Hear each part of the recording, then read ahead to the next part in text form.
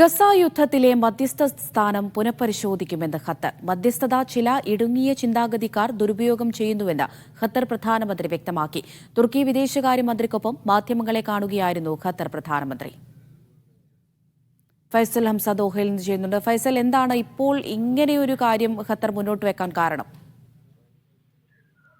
അമൃത, ഗസയിലെ മധ്യസ്ഥ ശ്രമം ഖത്തർ തുടങ്ങിയിട്ടുള്ളത് അവിടുത്തെ ജനങ്ങളുടെ മാനുഷിക പ്രശ്നങ്ങൾ പരിഹരിക്കുന്നതിന് വേണ്ടി മാത്രമാണ്.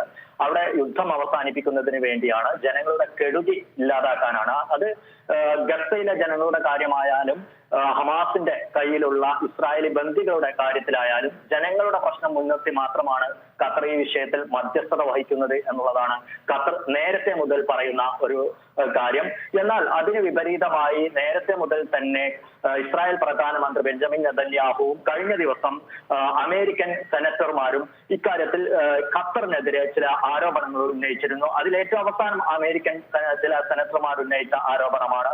അവരുന്നയിച്ചത് ഖത്തർ രാഷ്ട്രീയ നേട്ടങ്ങൾക്ക് വേണ്ടി ഇത് ഉപയോഗപ്പെടുത്തുന്നു, ഈ മധ്യസ്ഥത ഉപയോഗപ്പെടുത്തുന്നു എന്നുള്ള രീതിയിലായിരുന്നു. ഇക്കാര്യത്തിലാണ് ഖത്തർ ഇപ്പോൾ ഒരു കൃത്യമായ നിലപാട് പറഞ്ഞിരിക്കുന്നത് ഇന്ന്. അതായത് ഈ വിഷയത്തിൽ ജനങ്ങളുടെ വിഷയം മാത്രമാണ് ഖത്തറിന്റെ മുന്നിലുള്ളത്. എന്നാൽ ഖത്തർ നടത്തുന്ന ഈ സമാധാന ശ്രമങ്ങളെ, ഈ സമവായ ശ്രമങ്ങളെ ഒരു വശത്ത് ഇടുങ്ങിയ ചിന്താഗതിയുള്ള ചില ആളുകൾ അവരുടെ രാഷ്ട്രീയ ആവശ്യങ്ങൾക്ക് വേണ്ടി, രാഷ്ട്രീയ നേട്ടങ്ങൾക്ക് വേണ്ടി ഉപയോഗപ്പെടുത്തുകയാണ്. അതിന് ഖത്തറിന് താല്പര്യമില്ല. അതുകൊണ്ട് തന്നെ മധ്യസ്ഥത വഹിക്കുന്നതിൽ ഖത്തർ പുനഃപരിശോധന നടത്താൻ ആഗ്രഹിക്കുന്നു എന്നുള്ളതാണ് ഖത്തർ പ്രധാനമന്ത്രിയും അതോടൊപ്പം തന്നെ ഖത്തറിന്റെ വിദേശകാര്യമന്ത്രി കൂടിയായിട്ടുള്ള ഷെയ്ഖ് മുഹമ്മദ് ബിൻ അബ്ദുറഹ്മാൻ അൽ താനി പറഞ്ഞിട്ടുള്ളത്. ഇത് അദ്ദേഹം പറഞ്ഞിട്ടുള്ളത് ഇന്ന് തുർക്കി വിദേശകാര്യമന്ത്രി ഇന്ന് ഖത്തറിൽ സന്ദർശനം നടത്തിയിട്ടുണ്ട്.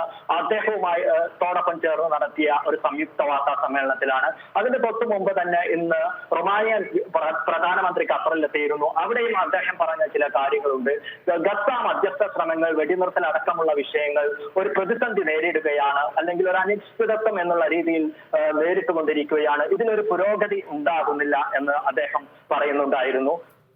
ഈ ഒരു പ്രതിസന്ധി പരിഹരിക്കുന്നതിനായി ഖത്തറിന്റെ ഭാഗത്തു നിന്നും പരമാവധി ശ്രമങ്ങൾ ഉണ്ടാകും. പക്ഷേ നിലവിലെ രാഷ്ട്രീയ കാലാവസ്ഥ, മേഖലയിലെ രാഷ്ട്രീയ കാലാവസ്ഥ അതിസങ്കീർണമാണ്. ഇത് ഈ രീതിയിൽ ഗസയിലെ വിഷയം മേഖലയൊന്നാകെ പടരുമെന്ന് ഖത്തർ തുടക്കം മുതൽ തന്നെ മുന്നറിയിപ്പ് നൽകിയിട്ടുള്ളതാണ്. അതിനാൽ തന്നെ ഇപ്പോൾ നിലവിലെ സാഹചര്യത്തിൽ പരിഹാരം കാണണം എന്നുണ്ടെങ്കിൽ അതിന് അന്താരാഷ്ട്ര തലത്തിലുള്ള ഇടപെടൽ ഉടനടി ഉണ്ടാകണം. ഈ പ്രതിസന്ധി പരിഹരിക്കണം. അതിനുള്ള ഏക മാർഗം ഗസയിൽ ഒരു ഫലസ്തീൻ, അതായത് ജെറുസലേം ആസ്ഥാനമാക്കിക്കൊണ്ട് ഒരു ഫലസ്തീൻ സ്വതന്ത്ര രാജ്യം നിലവിൽ വരിക എന്നുള്ളതാണ് എന്ന് ഖത്തർ ആണയിടുന്നുമുണ്ട്. ശരി, ഫൈസൽ ഹംസയാണ് വിവരങ്ങൾ നൽകിയത്.